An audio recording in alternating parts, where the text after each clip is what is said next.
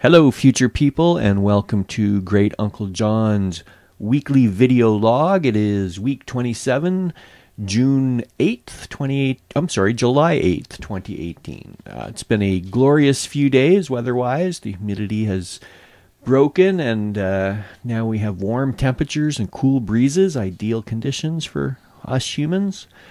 Standard work week around here, getting up at 7, doing our thing, reconvening at 6 for dinner, dog walking, dishes, quick show on Netflix, bed, repeat.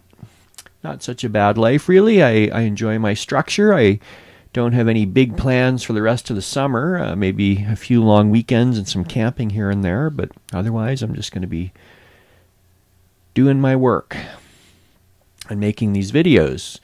I put up a few videos over the last couple of weeks. Recently I did one on Briggs & Stratton lawnmower review that I bought a lawnmower at Canadian Tire for the cottage, and I put a video up for that, and I'm working on another Buy Canadian video. I put one Buy Canadian video up and I'm putting another up. I'm dialing that back a little bit. I had sort of Buy Canadian for regime change sort of dialogue, but I don't want to get in a watch list, so I think I'm just going to call it Buy Canadian for Freedom or something. But the point of the videos are when I go grocery shopping, I'll see what Canadian products I can buy instead of U.S. products to fit my menu. So I've got another one of those coming, and a video about the cricket powder should be finished soon. So that's fun. I'm happy. I'm happy to have my monetization back. I am motivated, and let's see. In Canadian news, Trudeau is having his Me Too moment concerning an allegation of groping and or unwanted sexual advances about 18 years ago when he was 28 years old. It was at a music festival, and apparently he apologized at the time. The woman involved has made it clear that she doesn't want to go any further with this or to be involved any further. And Justin has been waffly about it in his statements, although I think if he just came clean and said, he's grown as a man and a human being since he was 28, people might get it. He's lucky this is happening now, as the Trumpists have the bar set so low with moral standards and accountability that nobody really cares, and this will likely soon be forgotten. You tell me, future people.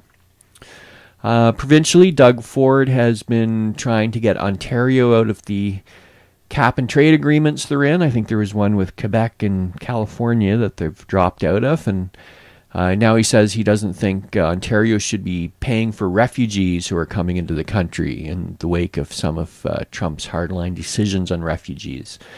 The city of Toronto has also been asking for more help, as their shelters are at capacity, and Justin will have to think up a solution for this. I find it interesting that Ford did not make a lot of noise about refugees during the election campaign and is just bringing it up now. In Trumpistan, Trump is about to announce his pick for the Supreme Court, which is one of the most impactful things an American president can do.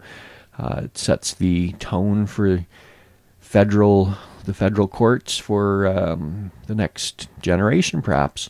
One of his candidates is a religious kook. I forget what her name is, but she's in a sect that actually has handmaidens. Yeah, we just started watching The Handmaid's Tale, by the way. Very, very good show. Looking forward to watching more of that. But this seems to be the calm before the storm in the United States during the Russian investigation. I think everyone expects Mueller to start his endgame soon.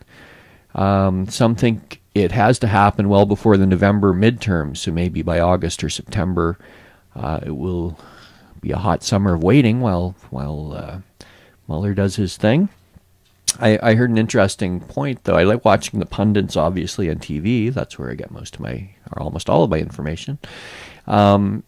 Discussing how because a subpoena hasn't been issued yet, that might mean that Trump is actually a subject of the investigation, because I guess you can't issue subpoenas against someone who's the subject of an investigation. So little details like that are interesting. And it seems like Michael Cohen has indicated he's about to flip. He did an interview with Strombopoulos, is that the guy's name? George Strombopoulos, and he made noises like he was about to flip on Trump if he could get a deal from the feds.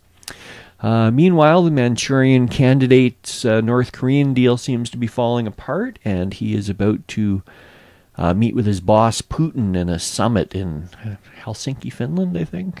Is it? Or Singapore? Anyway, rest assured, future people, many in this time see exactly what is going on, and we know a traitor when we see one. We are just anxious to see how this plays out. You're lucky to be able to see everything in hindsight. And finally, the big thing this week are those boys trapped in the caves in Thailand.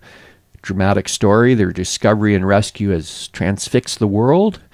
And now they have 4 of them out, and I didn't think that would happen, to be honest. So the next few days should be interesting politically, and in terms of the human drama of this rescue attempt. And I went to the grocery store this morning for some items, and that's what people were talking about in the line, and the cashiers and so forth. They're all talking about getting those boys out. So it's touched people's hearts. Anyway, that's it for me, future people. I hope to be back in 1 week to make another one of these. Thank you. Take care.